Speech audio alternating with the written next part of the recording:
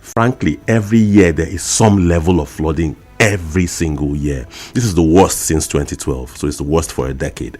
But the warning signs were there. There were all of that.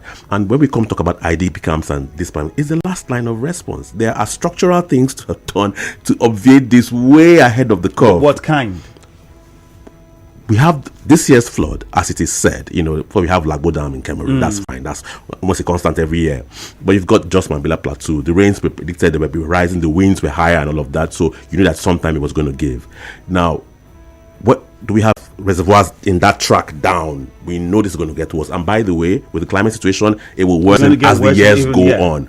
And remember, this is not just happening just to Nigeria. It's a big, big, big thing. So there are country level interventions you must be thinking of first, to help reduce this thing as you come down.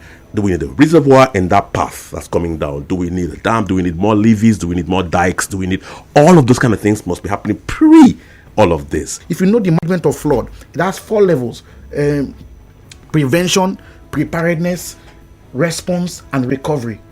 Now, we didn't do prevention.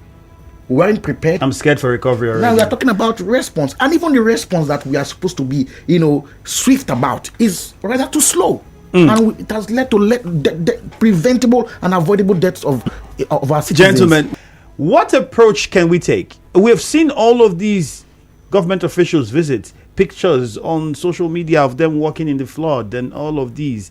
But it seems like we are not getting the kind of speed that an emergency requires. So, you come back to Dr. Briggs' 4 steps.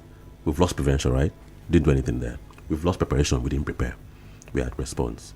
But the kind of response, there's a way you can go about firebrand response, blitzkrieg. So you can say, look, we are in this, and we're in this together. Don't put layers. Don't, and you can draw everyone in a way. In a way, when it came to COVID, I think everybody realized just how bad it was and how nobody had the real answer, and everybody sort of, after a while, came together for a bit. And I think it's the kind of thing, you talk about the multinational companies, sometimes it's also, where can I credibly put my support and know that it would get the kind of desired outcome. Should we begin to think about building permanent camps for IDPs so that in situations where it becomes not preventable and eventually happens, we can move people there easily and it's easy to coordinate?